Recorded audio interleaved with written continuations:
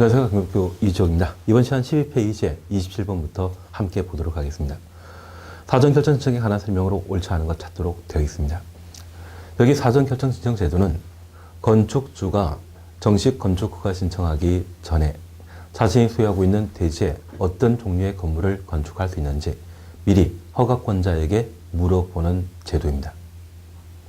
그리고 허가권자로부터 어떤 종류의 건물을 건축할 수 있다, 이를 듣게 된다고 하면 그의 준비를 하고 공사를 진행하는 제도인데, 1번입니다. A도에 B시에 연면적계 10만 제곱미터인 건축물을 건축하려는 자는 A도지사에게 사전결정 신청하여야 한다. 우리 건축부에서는 허가권자의 구분으로 특별시장, 광역시장, 시군, 구청장을 허가권자로 정해놓고 있고, 도지사는 사전 승인권자입니다. 그래서 이 사전결정 신청은 도지사에게 신청하는 것이 아니라 B시장에게 사전 결정을 신청하게 됩니다. 그래서 1번 틀린 지문입니다. 2번 건축위원회 심의와 교통영향평가서의 검토를 동시에 신청할 수 있다는 것 확인했습니다. 그리고 4번 사전결정서는 사전결정부터 7일 이내 송부해야 한다. 이 사전결정서가 송부되게 되면 사전결정서를 송부받은 날부터 2년 이내 건축허가 신청해야 되고, 건축허가 신청하지 않는다고 하면 그 효력은 상실하도록 되어 있습니다. 그래서 27번의 답을 1번으로 해놓습니다. 28번입니다. 건축허에 관한 설명으로 옳지 않은 찾도록 되어 있습니다. 27번과 관련된 사전결정 신청 제도는 사실 2005년도에 건축법을 개정하여 우리 법에 반영되었지만 지금까지 우리 시험에는 나오지 않고 중개사 시험과 감정평가사 시험에서만 한두 문제 출제한 적이 있습니다. 그래서 지금 이 정도만 봐주더라도 충분히 관련된 문제를 풀지 않을까 싶습니다. 28번입니다. 건축허에 관한 설명을 옳지 않은 찾도록 되어 있습니다. 1. 건축허가는 상대적 금지의 해제인 명령적 행정행위에 속한다. 여기 명령적 행정행위라는 말과 항상 비교해 주시는 게 형성적 행위입니다. 우리가 민법 공부하시면서 형성권이라는 말을 들어본 적이 있습니다.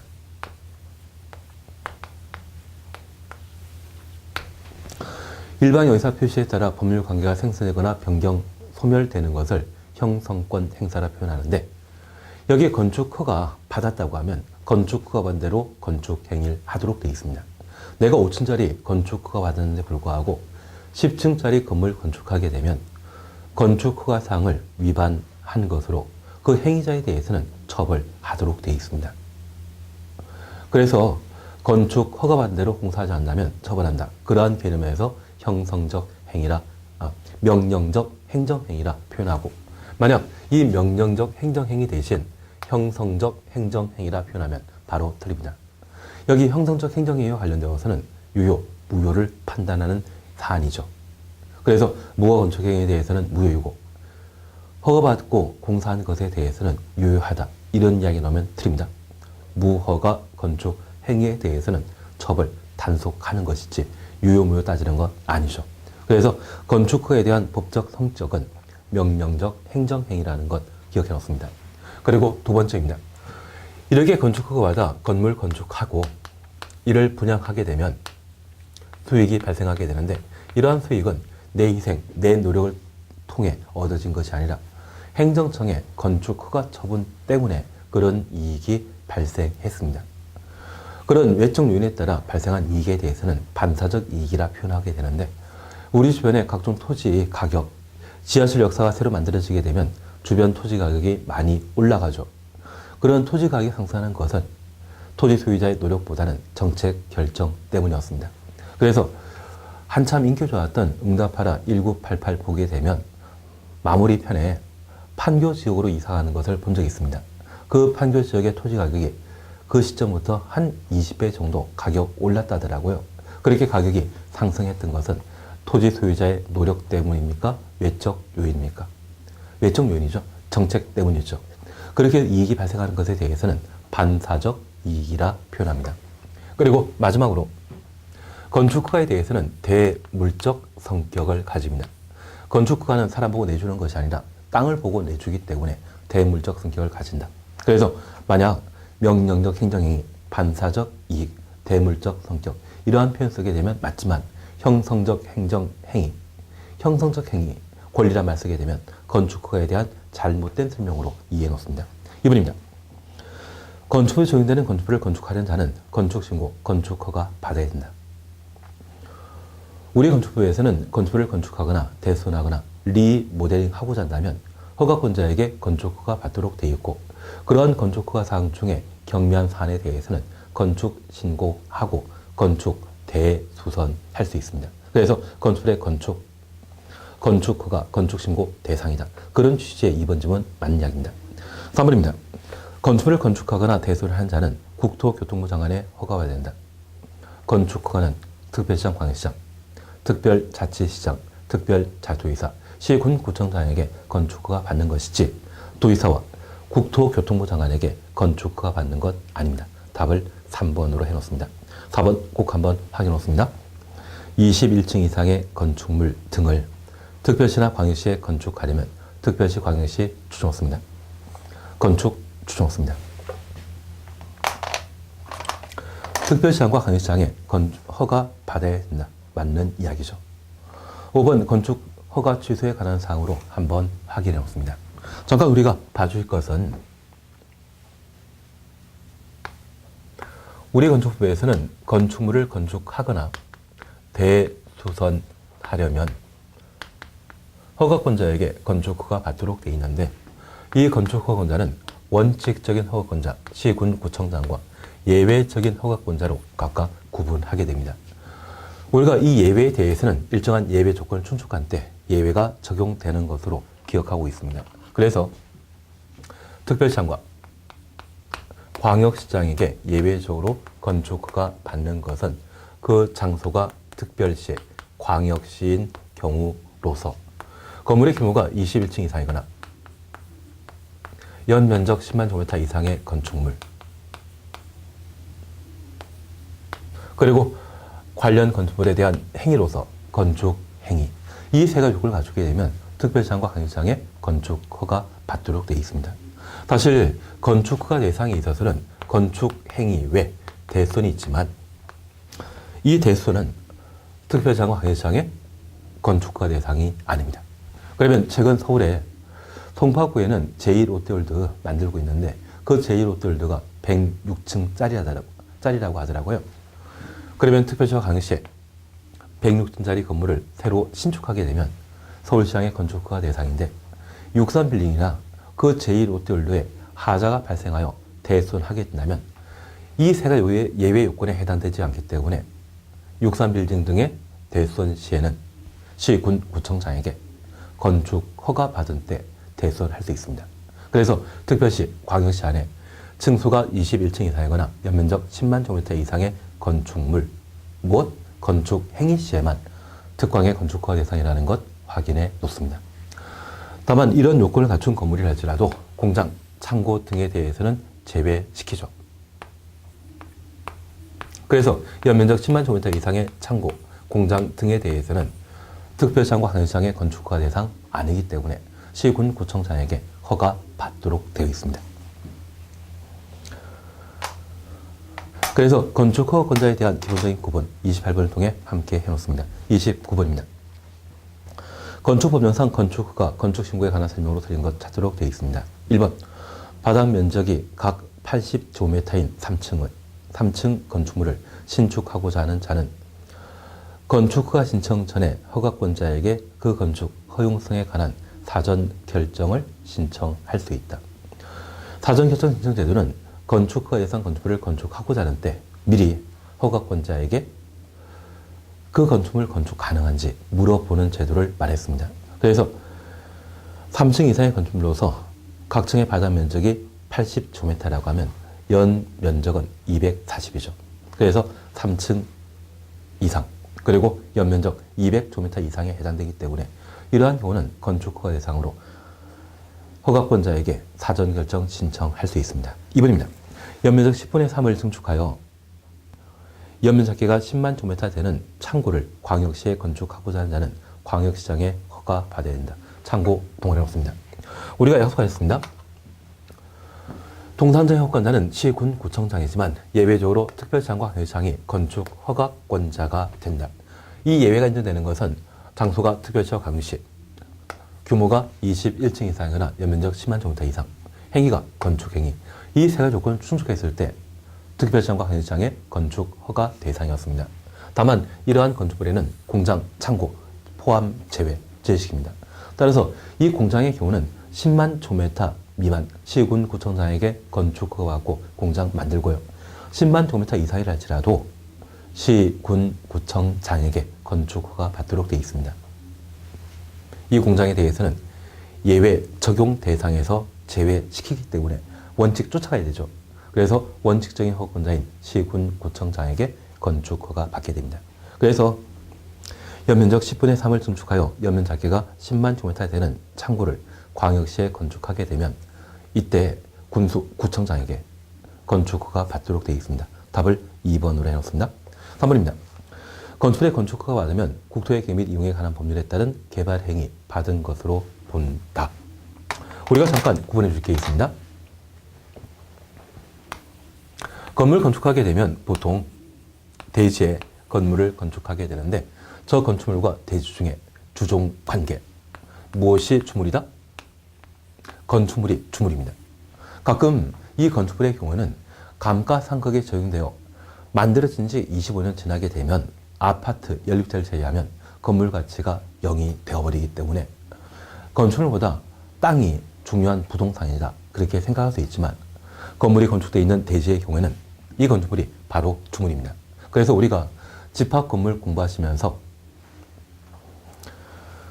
집합 건물에 있어서는 구분 소유권의 적용 대상인 전유 부분과 공용 부분, 대지 사용권으로 각각 구분하게 되는데 그 중에 주물은 전유 부분이죠. 그래서 부동산 중개업소 방문하다 보면 아파트 매물에 대한 광고를 하게 되었을 때 전유 부분에 대한 주거 전용 면적만 제시하고 그 금액을 이야기하는 것을 본 적이 있습니다. 공용 부분과 대지 지분에 대해서는 주물에 따르는 종물에 해당되기 때문에 주물의 처분에 따르도록 되어 있거든요. 그러면 이 대지는 주물이다, 종물이다, 종물입니다. 그래서 건축물이 있는 대지의 경우 주종 관계를 따지게 되면 건축물이 주물이고 대지는 종물입니다. 그러면 이 건축물에 대한 건축 허가 처분 받게 되면 땅과 관련된 국토의 계획 및 이용에 관한 법률상의 개발 행위 허가는 종물에 대한 인허가 처분에 해당되기 때문에 주물인 건축 허가 처분 받았을 때 국회법상의 개발 행위 허가 의제한다. 이런 표현 맞게 됩니다. 그러면 건축법과 국토의 계획 및 이용에 관한 법률, 건축물과 땅에 관한 법률 중에 상하 한계를 따지게 된다고 하면 상위 법령은 건축법이고 토지에 대한 땅에 대한 국회법은 하위 법령에 해당되는 것으로 이해해 놓습니다. 그리고 두 번째입니다. 대한민국은 참 다양한 법령이 존재하는데 이러한 법령에 있어서는 상하 한계가 존재합니다. 그래서 우리나라의 최고 법률이 있다고 하면 헌법입니다. 우리나라는 다른 나라와 달리 남북 분단 상태가 심각하기 때문에 군사에 관한 법률이 넘버2입니다. 그리고 각종 재난에 대처하기 위한 재난 방지 관련 법이 넘버3입니다. 그러면 화재에 대응하기 위한 소방시설 법령이 있다고 하면 이러한 법령은 건축법의 상위 법령이죠. 만약 건축법에 건축 허가 받은 때 상위법인 소방시설 설치에 관한 허가 받은 것으로 의지한다. 그런 취지의 질문이라면 바로 틀립니다. 그래서 법률 상한에 상하 한계가 존재한다는 것 기억하시면서 3번 건축에 대한 건축 허가 받으면 국토의 계획 및 이용에 관한 법률, 국토, 토지에 관한 개발 행위 허가에 대해서는 받은 것으로 본다, 의지한다. 3번 맞는 질문입니다. 4번입니다. 연면 작기가 200제곱미터인 건축물의 높이를 2m 증축할 때 건축 신고하면 건축 허가 받은 것으로 본다. 건축 신고에 관한 기본적인 사항 우리가 다시 한번 봐줘야 할 겁니다. 그러면 여기 건축 허가에 관한 사항, 허가권자에 관한 사안들은 우리가 충분히 정리하셨고 이제 두 번째, 이렇게 건축 허가 받고 할 수 있는 행위는 건축에 대한 건축 대수선이 건축 허가 대상입니다. 다만 이러한 건축 대수선 중에 경미한 사항에 대해서는 건축 신고하고 건축 대수선 할 수 있는데 이 건축 신고 범위에 대해 우리가 항상 기억하고 있는 게 3개 있었습니다. 첫 번째, 바다 면적합 85제곱미터 이하의 증축, 개축, 재축, 건축 신고하고 증축, 개축, 재축 할 수 있다. 다만 증축, 개축, 재축하고자 하는 건축물이 3층 이상인 경우에는 증축, 개축, 재축하고자 하는 바닥 면적은 해당 건축물의 연면적의 10분의 1 이하인 때 건축 신고하고 증축, 개축, 재축 할 수 있다. 그리고 두 번째입니다. 관농자 안에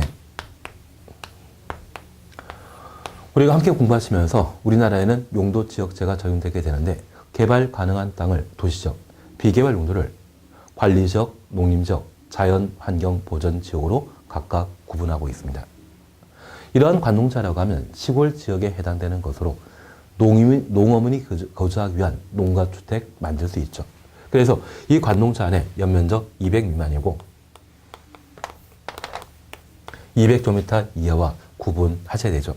3층 미만. 3층 미만이라고 하면 2층 이하가 됩니다.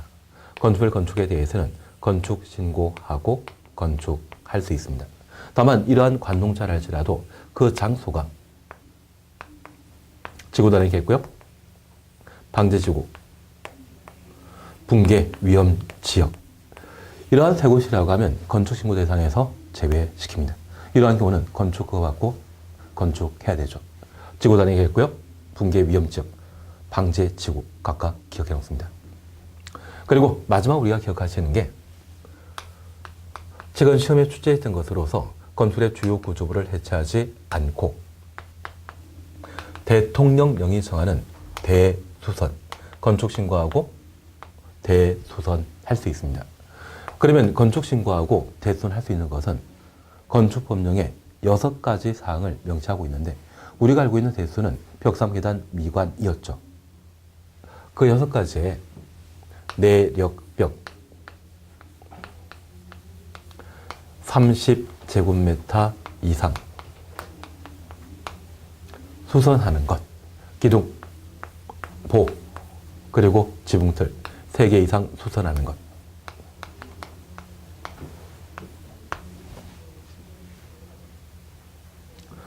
그리고 주계단,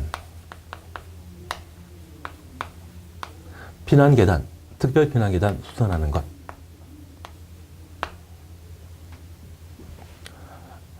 그리고 방하벽, 방하구획 수선하는 것. 건축신고 대상이었습니다. 그런데 이러한 6가지 사항에 다가구, 다세택의 경계벽 수선 눈에 안 보였습니다. 그리고 외벽 마감 재료와 관련되어 벽면적 30제곱미터 이상 수선하는 것. 그리고 미관 지구 없었습니다. 그러면 건축과 달리 건축신고는 아주 편리한 절차로 뭔가 할 수 있는 사안인데 이 미관 지구 안에 건축의 외부 형태, 담장 변경을 건축신고하고 처리하게 된다면 한옥을 쉽게 양으로 바꿀 수 있죠. 다음 세대에 물려줄 한옥 남아나지 않습니다. 그리고 이 다가 자택의 경계벽, 건축신고하고 쉽게 수선하게 된다고 하면 주차장은 고정되어 있는데 세대수가 무한정 늘어나는 경우가 발생할 수 있습니다.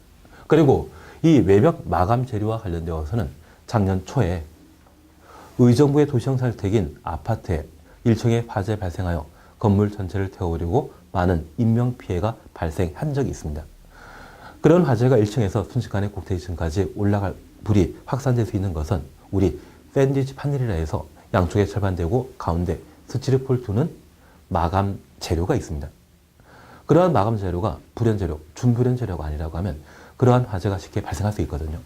그래서 방화와 관련된 문제로서 이러한 부분에 대해서는 쉽게 처리하지 못하도록 건축신고사항에 두질 않고 있습니다. 그러면 건축신고사항에 정해져 있지 않는 건축 대수선이라고 하면 모두 허가 대상이라는 이야기죠. 사실 건축신고사항은 건축 허가 대상인 건축물에 대한 건축 대수선 중에 경미한 사항인 경미한 건축물에 대한 건축 대수선을 하고자 할 때 신고하고 할 수 있는 사안입니다. 그러면 건축신고사항에 열거되지 않은 사안이라고 하면 열거되지 않은 건축 대수선이라면 허가 대상이라는 이야기죠. 그래서 건축신고 사항과 건축허가 대상을 각각 구분하시면서 그 범위에 관한 사안들을 다시 한번 살펴놔야 됩니다. 그리고 이렇게 건축신고하고 1년 내 공사에 착수하지 않는다면 그 효력 상실한다. 실효에 관한 사항까지 한번 살펴놓습니다. 그래서 우리 13페이지에 29분 보게 되면 5번 건축신고한자가 신고일부터 1년 내 공사에 착수하지 않으면 신고효력 없어진다. 실효에 관한 사항 한번 확인해 놓으시고 특별히 연면적계가 200제곱미터인 건축물의 높이를 2m 증축하는 경우 건축신고하면 건축허가 받은 것을 본다. 기존 건축물을 3m 이내 증축하는 경우에는 건축신고 사항에 해당되기 때문에 높이 2m 증축하는 것은 건축신고 사항으로 볼 수 있습니다. 그래서 답을 2번으로 해놓는데 참고를 광역시에 건축하는 경우는 광역시장이 건축권자 아니죠. 군수구청장이 허가권자라는 것 다시 한번 확인해놓습니다. 30번입니다. 건축허가 건축신고에 관한 설명으로 옳은 것 찾도록 되어 있습니다. 1번 층수가 20층 연면적 8만 제곱미터인 공장의 경우 시장 군수가 허가함에 있어서 도지사의 승인 필요하다. 도에 속한 시군의 층수가 21층 이상이거나 연면적 10만 제곱미터 이상의 건축물 건축 시에는 도지사의 사전 승인 필요하지만 이 규모에 해당되지 않는다고 하면 사전 승인 필요 없습니다. 공장도 마찬가지죠. 그래서 도지사의 사전 승인 필요하다. 1번 틀립니다. 2번입니다. 건물을 건축하거나 대수하는 자가 허가권자로부터 건축허가 받았다면 국계법상의 개발행위 허가받은 것으로 본다. 우리 앞서 주종관계에 관한 사안들을 살펴보셨습니다.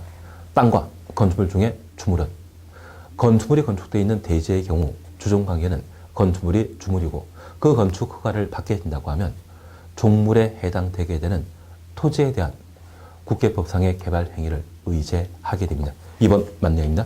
3번입니다. 국토교통부 장관은 지역계획, 도시군계획에 특히 필요하다 인정하면 시군구청장의 건축허가, 허가받은 건축물의 착공을 제한할 수 있고 제한기간은 4년 이내로 한다. 3번 질문 참 친절하죠. 현재 지역계획과 도시군계획의 건축허가 제한은 시도지사가 하도록 되어 있고 건축허가 제한기간은 2년 이내로 하며 1년 범위 내 기간 연장할 수 있습니다. 최대 건축허가 제한한다 할지라도 3년입니다. 그래서 지역계획과 도시군계획은 국토교통부 장관이 아닌 시도지사의 건축허가 등의 제한 사유이고 제한기간은 2년, 1년 범위 내 연장한다. 그 말 기억하면 3번 틀린 것이죠. 4번입니다. 주요 구조부가 아닌 비내력벽의 면적을 20제곱미터 수선하는 것은 시군구청장에 신고하면 건축허가 받은 것으로 본다. 우리가 하나 기억한 게 있습니다. 내력벽, 증설 예치하거나 벽면적 30제곱미터 이상 수선 변경하는 것은 대손이고 그러한 대손하고자 한다면 허가권자에게 건축허가 받아야 되는데 비내력벽의 면적을 20제곱미터 수선하는 것 대손 아니죠. 허가권자의 건축허가 받고 할 수 있는 행위는 건축 대손입니다. 대손에 해당되지 않는다면 이것은 건축허가 없이 마음대로 할 수 있습니다. 그래서 비내력벽 20제곱미터 수선하는 것은 건축허가 대상 아니라는 것 기억해 놓습니다. 그리고 5번입니다. 재복구 등의 용도로 가설 건축을 숙지하는 자는 시군구청장에게 가설 건축물의 건축을 착공한 다음 신고해야 한다. 가설 건축물 축조 신고와 관련되어서는 미리 신고하고 공사에 착수하도록 되어 있습니다. 착공한 후 신고한다. 말도 안 됩니다. 그래서 30번은 답을 2번으로 해놓습니다. 31번 함께 보십니다. 건축신고함으로써 건축허가 받은 것으로 보는 경우가 아닌 것 찾도록 되어 있습니다. 1. 2층 이하의 건축물의 경우 바다면적 합 85제곱미터 이하의 증축, 개축, 재축, 건축신고 대상입니다.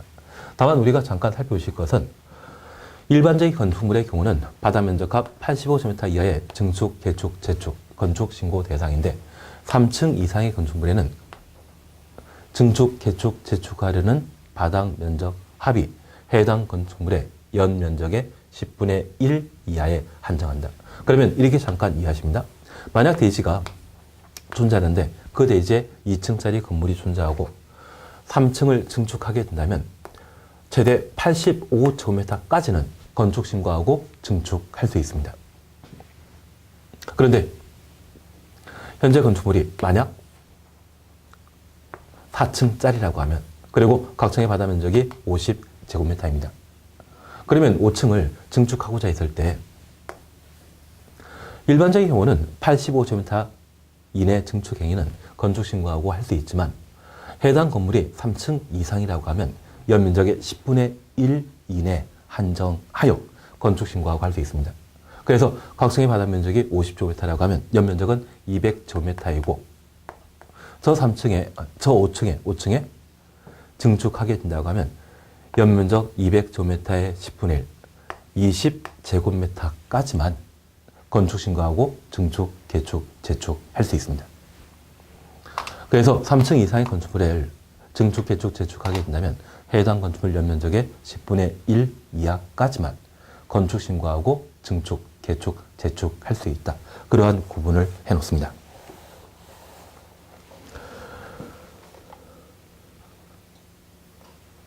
그래서 31번에 2층 이하라고 했기 때문에 최대 85제곱미터까지 증축, 건축 신고하고 할 수 있죠.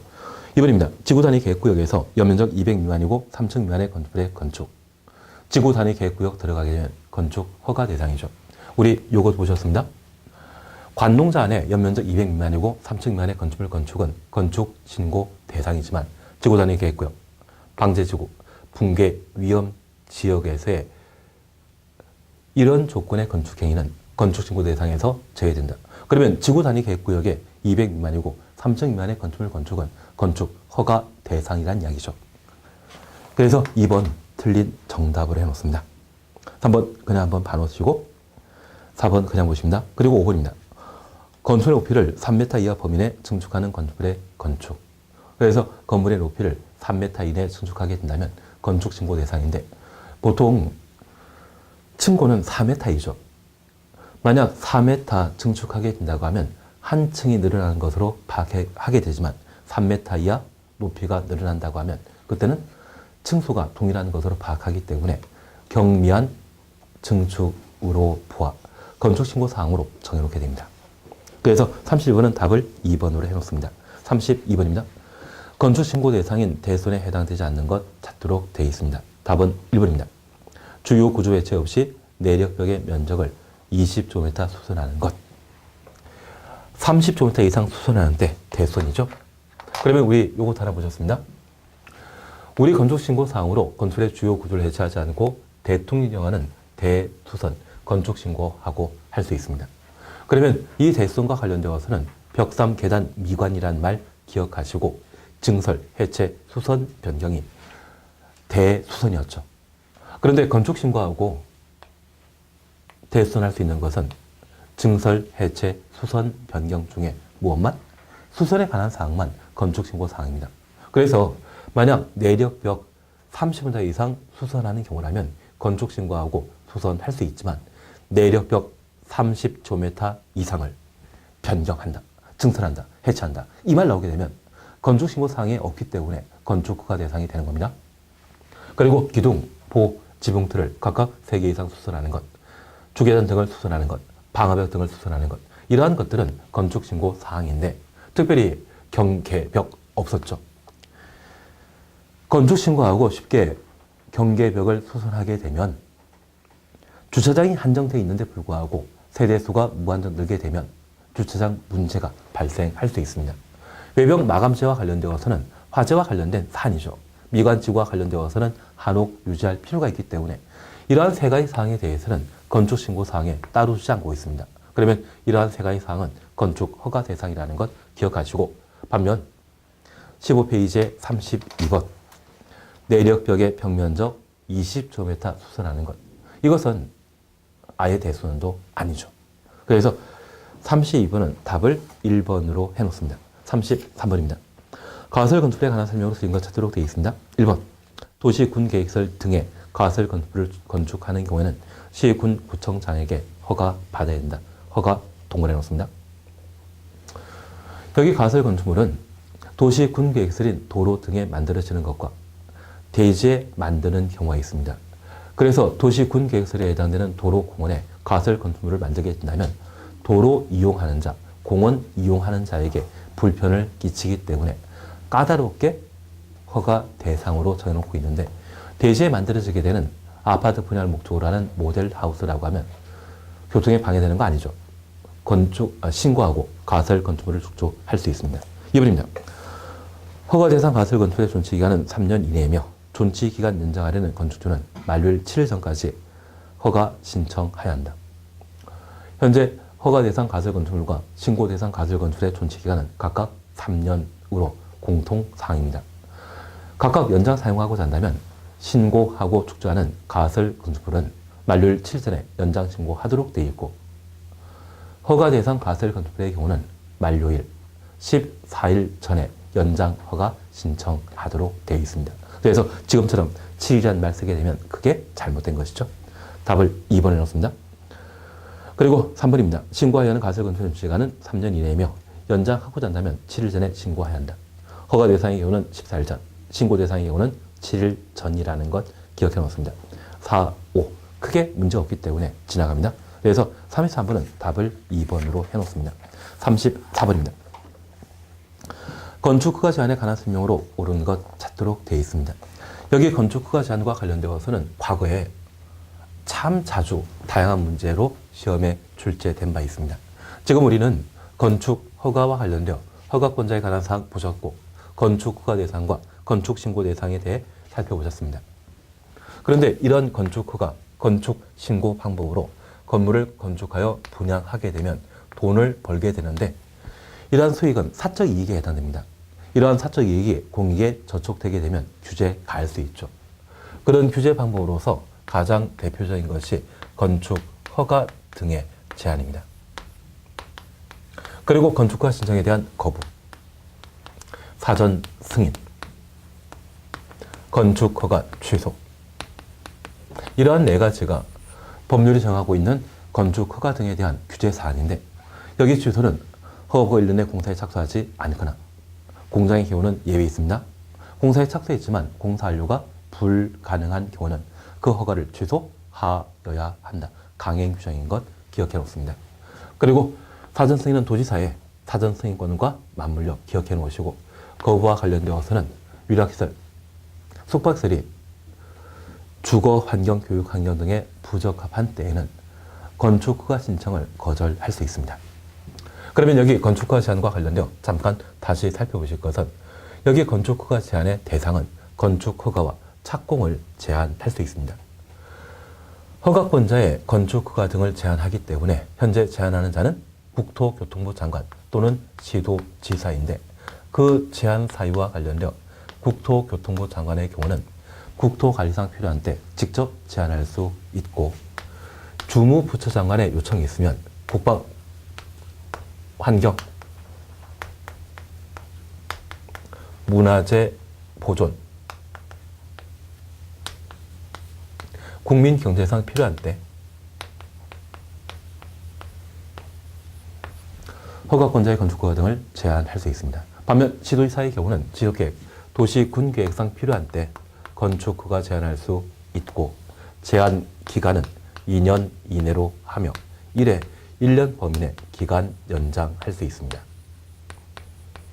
그리고 최근 개정된 사항으로 제한 절차에 관한 사항 살펴보시는데, 이처럼 국토교통장관 또는 시도지사가 건축허가 등을 제한하고자 한다면 토지이용규제 기본법에 따라 주민 의견 청취하고 건축위원회 심의 절차 거쳐 건축허가 등을 제한할 수 있습니다. 장관이 건축허가 제한권자라고 하면 중앙건축위원회, 시도지사가 제한권자라고 하면 지방건축위원회 심의 거쳐 건축허가 제한할 수 있죠. 그리고 이러한 건축허가 제한 사실에 대해서는 허가권자가 공고하며, 특별히 시도지사가 건축허가 등을 제한하게 되면 국토교통부 장관에게 이를 보고하고, 그 보고된 사항이 지나치다 판단하면 국토교통장관은 해제 명할 수 있었습니다. 그래서 건축허가 제한과 관련되어서는 자주 시험에 나오는 이야기이기 때문에 이 정도를 봐놓습니다. 우선 1번입니다.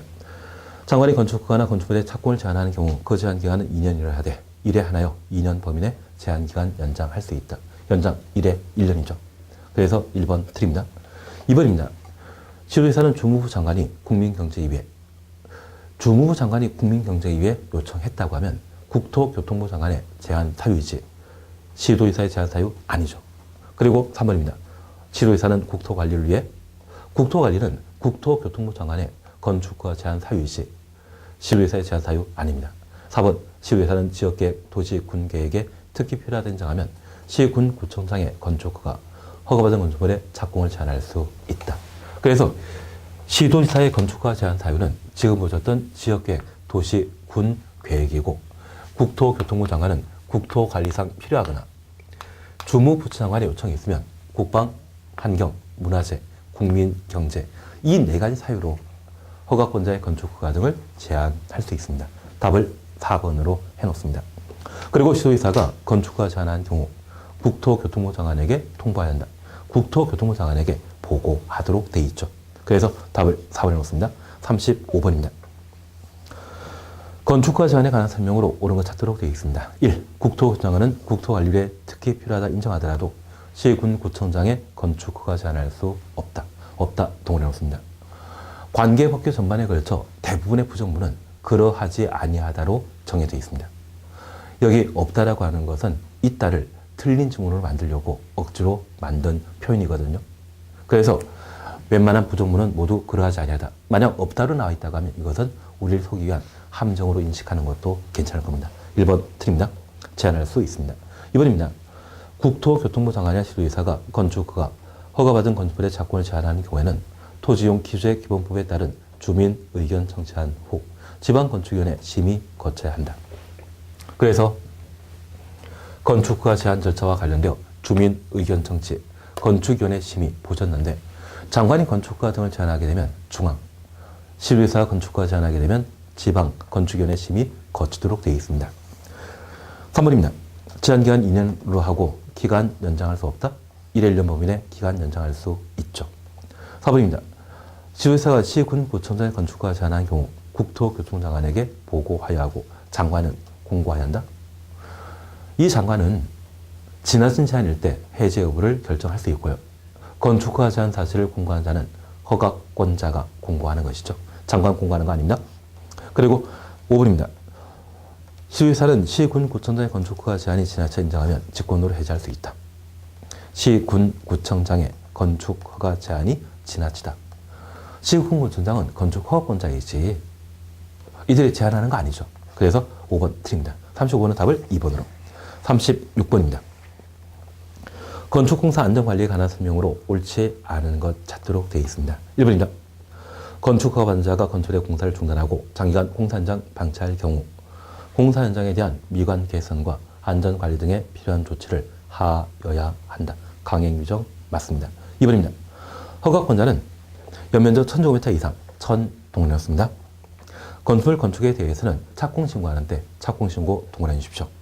장기간 건설 공사 현장이 방치되는 것에 대비하여 미리 건축공사비의 1% 범위 내 예치금을 예치하게 할 수 있습니다. 1% 동그라미. 그래서 2번 만약인데 다만 이 공사 착수하는 건축주가 주택공사, 지방공사의 경우에는 예치금 예치 대상에서 제외시킵니다. 국가기관에 해당되는 주택공사 등은 공사 현장이 방치되었을 때 발생하는 모든 피해에 대해 적절한 손해상 하기 때문에 예치금의 예치 대상에서 제외시키고 있습니다. 3번입니다. 착공신고 이후 공사가 중단된 건축물로서 공사 중단 기간이 1년 경과한 경우 1년이 아니라 2년입니다. 2년 경과한 경우 허가권자가 건축주에게 서면으로 고지한 후 건축주가 예치한 예치금을 사용하여 안전패스 등의 설치 등의 안전조치 할 수 있다. 3번 만약입니다. 잠깐 이렇게 이해하십니다. 건축허가 받고 착공신고 이후 공사 개시했는데 그 공사 현장을 방치하면 허가권자는 개선 명령하고 그 개선 명령에 따르면 문제없지만 만약 불응한 경우에는 행정 대집행 할 수 있습니다.